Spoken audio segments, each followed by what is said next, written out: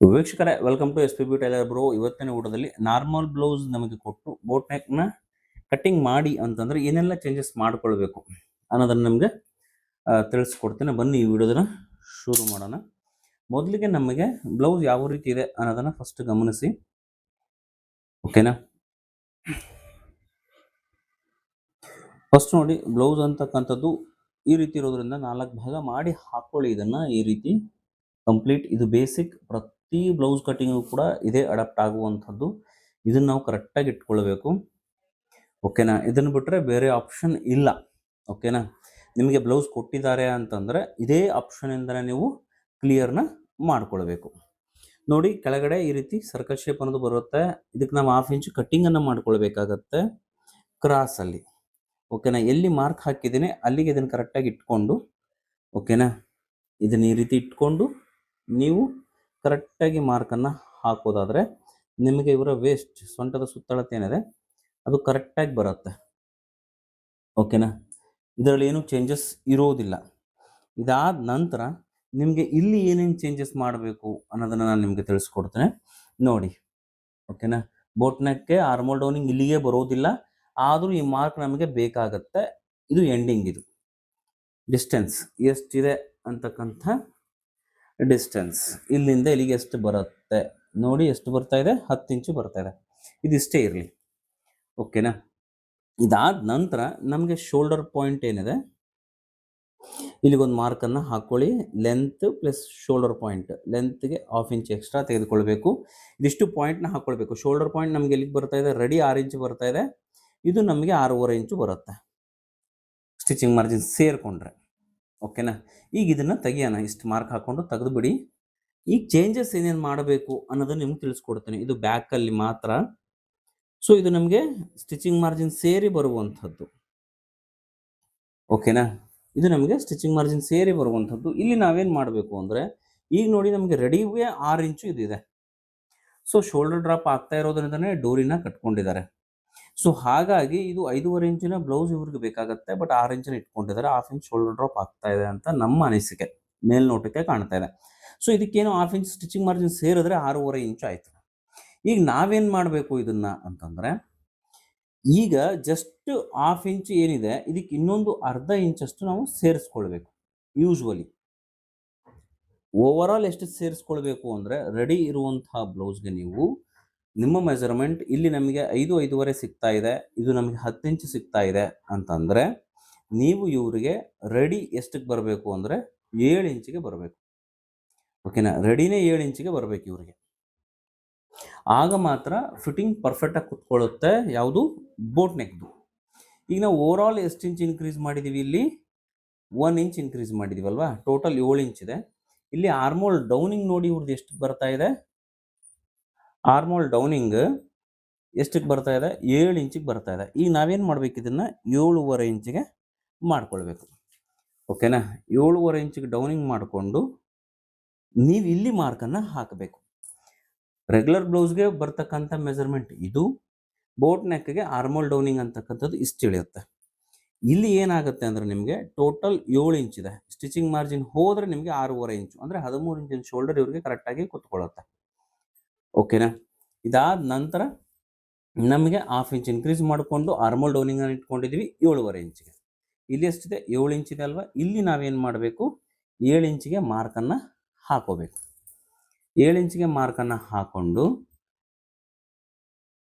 ಓಕೆನಾ. 7 ಇಂಚಿಗೆ ಮಾರ್ಕನ್ನು ಹಾಕ್ಕೊಂಡು ನಾವೇನು ಮಾಡೋಣ? ಸೀದಾ ಲೈನ್ನ ಡ್ರಾ ಮಾಡ್ಕೊಳ್ಳೋಣ, ಓಕೆನಾ. ಸೀದಾ ಲೈನ್ನ ಡ್ರಾ ಮಾಡ್ಕೊಂಡು ಆದಮೇಲೆ ಇದು ಬೋಟ್ ನೆಕ್ ಆಗಿರೋದ್ರಿಂದ ನಾವೇನು ಮಾಡಬೇಕು?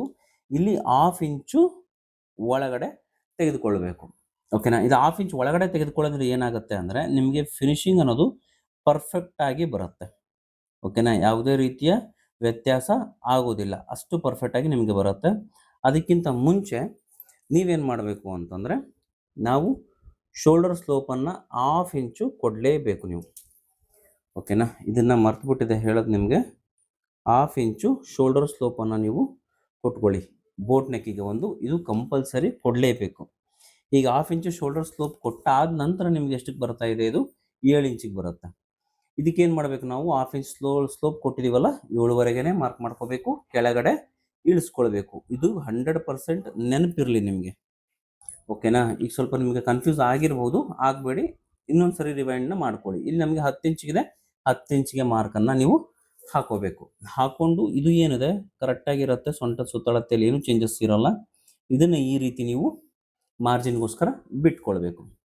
ಓಕೆನಾ? ಬಿಟ್ಕೊಂಡು ಆದ ನಂತರ ಇದು 1/2 ಇಂಚ್ ಏನಿದೆ, ಈ 1/2 ಇಂಚಿಗೆ ನಾವು ಇದನ್ನು ಕ್ರಾಸ್ ಆಗಿ ತೆಗೆದುಕೊಳ್ಳೋಣ. ಓಕೆನಾ? ಈ 1/2 ಇಂಚಿಗೆ ಕ್ರಾಸ್ ಆಗಿ ತೆಗೆದುಕೊಂಡ ನಂತರ ನಾವಿಲ್ಲಿ ಶೇಪ್ ಏನಿದೆ, ಶೇಪ್ ಕೊಡ್ತೀವಲ್ಲ, ಆ ಶೇಪನ್ನು ಎಲ್ಲಿ ಕೊಡಬೇಕು ಅಂದರೆ ಬೋಟ್ ನೆಕ್ಗಳಲ್ಲಿ ಈ ಏರಿಯಾದಲ್ಲಿ ನೀವು ಶೇಪನ್ನು ಕೊಡಬೇಕು ಅಷ್ಟೇ, ಇಲ್ಲಿ ಕೊಡುವಂಥದ್ದು. ಓಕೆನಾ? ಯಾಕಂದರೆ ಬೋಟ್ ನೆಕ್ಕಲ್ಲಿ ನಮಗೆ ಶೇಪ್ ಬೇಕಾಗಿರುವಂಥದ್ದು ಇಲ್ಲೇ ತಿಳ್ಕೊಳ್ಬೇಕು. ಕೆಳಗಡೆ ಏನು ಮಾರ್ಕ್ ಇದೆ, ಈ ಮಾರ್ಕ್ಗೆ ನಾವು ಕಂಪ್ಲೀಟ್ನ ಮಾಡಬೇಕು. ಇದು ಇಲ್ಲಿಗೇ ಬರಬೇಕು. ಓಕೆನಾ? ಇದು ಇಷ್ಟು ಬಂದ್ರೇ ಫಿಟ್ಟಿಂಗ್ ಅನ್ನೋದು ಪರ್ಫೆಕ್ಟ್ ಆಗಿ ಕುತ್ಕೊಳ್ಳುವಂಥದ್ದು, ಇಲ್ಲಾಂದರೆ ಕುತ್ಕೊಳ್ಳೋದಿಲ್ಲ ಅದು. ಈಗ ನೆಕ್ಸ್ಟ್ ನಮಗೆ ಇವ್ರಿಗೆ ಶೋಲ್ಡರ್ ಪಟ್ಟಿ ಇವ್ರಿಗೆ ಎಷ್ಟು ಬೇಕಾಗುತ್ತೆ, ಯೂಶುವಲಿ ಬೋಟ್ ನೆಕ್ ಆಗಿರೋದ್ರಿಂದ ಈ ಕಡೆಯಿಂದ ನಾವು ಎಷ್ಟು ಇಂಚ್ ಇಟ್ಕೊಳ್ತಾ ಇದ್ದೀವಿ, 3.5 ಇಂಚನ್ನು ಇಟ್ಕೊಳ್ಳೋಣ. ಓಕೆನಾ? 3.5 ಇಂಚ್ ಇಟ್ಕೊಂಡು ಇಲ್ಲಿಂದ ನಾವು ಕೆಳಗಡೆ ಎಷ್ಟು ಡೌನ್ ಮಾಡ್ತಾ ಇದ್ದೀವಿ ಅಂತಂದರೆ 4 ಇಂಚಿಗೆ ಡೌನ್ ಮಾಡ್ಕೊಳ್ಳೋಣ. ಓಕೆನಾ? ಇಲ್ಲಿ 3.5 ಇಂಚು, ಇಲ್ಲಿ 3.5 ಇಂಚು ಸೇಮ್. ಓಕೆನಾ? ಇದು 4 ಇಂಚಿಗೆ ನಾವು ಆರ್ಮೋಲ್ ಡೌನಿಂಗನ್ನು ಏನು ಮಾಡ್ಕೊಂಡು ಬ್ಯಾಕ್ ಸೈಡ್ ಡೀಪಲ್ಲಿ ಡೌನಿಂಗ್ ಏನು ಮಾಡ್ಕೊಂಡಿದ್ದೀವಿ ಅಲ್ಲಿಗೊಂದು ಲೈನ್ನ ಡ್ರಾ ಮಾಡ್ಕೊಳ್ಳಿ, ಇಲ್ಲಿಗೊಂದು ಲೈನ್ನ ಡ್ರಾ ಮಾಡ್ಕೊಳ್ಳಿ.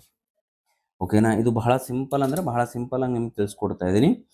ಯಾಕೆ 4 ಇಂಚು ಮಾಡ್ತಾ ಇದ್ದೀನಿ ಅಂದರೆ ಇಲ್ಲಿ 10 ಇಂಚು ಅಪರ್ ಚೆಸ್ಟ್ ಇರೋದ್ರಿಂದ ನಮಗೆ ಯಾವುದೇ ಕಾರಣಕ್ಕೂ ಬ್ಲೌಸಲ್ಲಿ ಏನಾಗಬಾರ್ದು, ಶೇಪ್ ಅಂತಕ್ಕಂಥ ನೋಡಿ, ಶೇಪ್ ಕೊಡೋದ್ರಲ್ಲಿ ಎಷ್ಟು ವ್ಯತ್ಯಾಸ ಆಗುತ್ತೆ ಅನ್ನೋದು ನೋಡಿ. ಇವಾಗ ಇಲ್ಲಿ ಶೇಪ್ ಈ ರೀತಿ ಕೊಟ್ಬಿಟ್ರಿ ಅಂತ ಇಟ್ಕೊಳ್ಳಿ ನೀವು, ಇದು ಇದೇ ರೀತಿ ಕುತ್ಕೊಳ್ಳಲ್ಲ. ಆಗ ಏನಾಗುತ್ತೆ, ಇಲ್ಲಿ ನಮಗೆ ಕಾರ್ನರಲ್ಲಿ ಏನಾಗುತ್ತೆ ಅಂತಂದರೆ ರೌಂಡ್ ಶೇಪ್ ಸರ್ಕಲ್ ಜಾಸ್ತಿ ಆಗೋದ್ರಿಂದ ಇಲ್ಲಿ ಫ್ಲೋ ಆಗುತ್ತೆ. ಯಾವಾಗ ಇಲ್ಲಿ ರೌಂಡ್ ಜಾಸ್ತಿ ಆಗುತ್ತೆ ಆಟೋಮೆಟಿಕ್ಲಿ ಡೌನ್ ಆಗಲಿಕ್ಕೆ ಸ್ಟಾರ್ಟ್ ಆಗುತ್ತೆ ಬ್ಲೌಸ್ ಅಂತಕ್ಕಂಥದ್ದು. ಸೊ ಅದು ನಮ್ಗೆ ಆಗಬಾರ್ದು ಅಂತಂದರೆ ನಾವು ಶೇಪನ್ನು ಯಾವ ರೀತಿ ಕೊಡಬೇಕು ಅಂದರೆ ಈ ರೀತಿ ಕೊಡಬೇಕು. ಓಕೆನಾ? ಈ ರೀತಿ ಶೇಪನ್ನು ಕೊಟ್ಟಾಗ ಏನಾಗುತ್ತೆ ಅಂತಂದರೆ ಫ್ಲೋ ಆಗಲ್ಲ ನಿಮಗೆ. ಯಾಕೆಂದರೆ ಪ್ರತಿಯೊಂದು ಹಂತದಲ್ಲೂ ನಿಮಗೆ ಇದು ಏನಿದೆ ಕರೆಕ್ಟಾಗಿ ಕುತ್ಕೊಳ್ಳುತ್ತೆ. ಓಕೆನಾ? ತೋರಿಸ್ತೀನಿ ನಿಮಗೆ ಅದಕ್ಕೂ ಇದಕ್ಕೂ ಏನು ವ್ಯತ್ಯಾಸ ಸರ್ ಅಂತ ನೀವು ಕೇಳಬಹುದು. ನೋಡಿ, ಇದು ಈ ರೀತಿ ಇರುತ್ತೆ. ಬೋಟ್ ನೆಕ್ ಅನ್ನೋದಕ್ಕೆ ಶೇಪೇ ಇಂಪಾರ್ಟೆಂಟ್, ಬೋಟ್ ಥರನೇ ಬರುತ್ತೆ ಅದು ಶೇಪ್ ಅಂತಕ್ಕಂಥದ್ದು. ಇಲ್ಲಿ ನಮ್ಗೆ 1/2 ಇಂಚ್ ಮಾರ್ಜಿನ್, ಸ್ಟಿಚಿಂಗ್ ಮಾರ್ಜಿನ್ ಇಲ್ಲಿಗೆ ಹೋಗುತ್ತೆ. ಓಕೆನಾ? ಈ ರೀತಿ ಬರುತ್ತೆ, ಹೌದಾ? ಸೊ ಈ ರೀತಿ ಬಂದಾದ ನಂತರ ನಮಗೆ ಈ ಶೇಪನ್ನು ಕೊಟ್ಕೊಂಡಾಗ ನಮ್ಗೆ ಯಾವ ರೀತಿ ಇರುತ್ತೆ ನೋಡಿ. ಈ ರೀತಿ ಶೇಪ್ ಕೊಟ್ಟಾಗ ಇವಾಗ ಈ ಶೇಪನ್ನು ನಾವು ಕೊಟ್ಟಿದ್ದೀವಿ ಅಂತಂದರೆ ಇಲ್ಲಿ ಬಟ್ಟೆ ಏನಿದೆ ಇದು ಒಳಗಡೆ ಹೋಗುತ್ತೆ. ಇದಿಷ್ಟು ಕಟ್ ಆಫ್ ಆದರೆ ಏನಾಗುತ್ತೋ ಸ್ಟಿಚಿಂಗ್ ಇಲ್ಲಿಗೆ ಬರುತ್ತೆ. ಸೊ ಆಗ ಆಟೋಮೆಟಿಕ್ಲಿ ಓಪನ್ ಆಗುವಂಥ ಚಾನ್ಸಸ್ ಇರುತ್ತೆ. ಈಗ ಸ್ಟಿಚಿಂಗೇ ಇಲ್ಲಿಗೆ ಬರುತ್ತೆ, ಸೊ ಓಪನ್ ಆಗುವಂಥ ಚಾನ್ಸಸ್ಸು ತುಂಬಾ ಕಡಿಮೆ. ಈಗ ನಾವಿಲ್ಲಿ ಏನು ಮಾಡಬೇಕು ಅಂದರೆ ಇಲ್ಲಿ ಒಂದು ಡಿಸೈನ್ನ ಮಾಡಬೇಕು ಅಂತ ಅಂದ್ಕೊಂಡಿದ್ದೀವಿ. ಯಾವ ರೀತಿ ಡಿಸೈನು ಅಂತಂದರೆ, ಫಾರ್ ಎಕ್ಸಾಂಪಲ್ ನಿಮಗೆ ಇಲ್ಲಿ ಎಷ್ಟು ಇಂಚಿಗೆ ನಾವು ಡಿಸೈನ್ನ ಮೇಕ್ ಮಾಡ್ಬೋದು ಅಂದರೆ 4.5 ಇಂಚ್ ಇದೆ ಅಲ್ವಾ. ಸೊ ಇಲ್ಲಿ 4.5 ಇಂಚ್ ಅಂದರೆ 4 ಇಂಚಿಗೆ ನಾವು ಮಾಡ್ಕೋಬೇಕು. 1/2 ಇಂಚ್ ಮಾರ್ಜಿನ್ ಹೋದರೆ 4.5 ಇಂಚಿಗೆ ಬರುತ್ತೆ. ಸೊ ಇಲ್ಲಿ ಏನು ಮಾಡೋಣ, ಜಸ್ಟ್ ನಾವು ಈ ರೀತಿ ಇದು ಎಲ್ಲಿಗಿದೆ ಆರ್ಮೋಲ್ ಡೌನಿಂಗ್ ಅಲ್ಲಿಗೆ ಮಾರ್ಕನ್ನು ಹಾಕ್ಕೊಂಡು, ಓಕೆನಾ, ಇಲ್ಲಿಂದ 2 ಇಂಚ್ ಬಿಟ್ಕೊಳ್ಳಿ. ಸ್ಟಿಚಿಂಗ್ ಸೇರಿದ್ರೆ ನಿಮಗೆ 1 ಇಂಚಿಗೆ ಬಂದ್ಬಿಡುತ್ತೆ ಅದು. ಓಕೆನಾ? 2 ಇಂಚ್ ಬಿಟ್ಕೊಳ್ಳಿ. ಇಲ್ಲಿಂದ ಜಸ್ಟ್ ಸಿಂಪಲ್ ನಾವೇನು ಮಾಡ್ತಾ ಇದ್ದೀವಿ, ಇದನ್ನು ಟೆಂಪಲ್ ಶೇಪನ್ನು ನಾವು ಕೊಡ್ತಾ ಇದ್ದೀವಿ. ಓಕೆನಾ? ಓಕೆ, ಇಲ್ಲಿ ಬೇಕು ಅಂದರೆ ನಾವೇನು ಮಾಡಬೇಕು, ಇಲ್ಲಿ ಬಾರ್ಡರ್ಗೆ ಇಲ್ಲಿಂದ ಕೆಳಗಡೆಯಿಂದ 3 ಇಂಚು ಅಥವಾ 2 ಇಂಚು ಎಷ್ಟು ಬೇಕೋ ಅಷ್ಟು, 3-4 ಇಂಚು ಅಷ್ಟಕ್ಕೆ ನೀವು ಇದನ್ನು ಶೇಪನ್ನು ಕೊಟ್ಕೊಳ್ಬಹುದು. ಎಷ್ಟು ಇಂಚಿಗೆ ಬೇಕೋ ಅಷ್ಟು ಇಂಚಿಗೆ ನಿಮ್ಮ ಚಾಯ್ಸ್ ಅದು.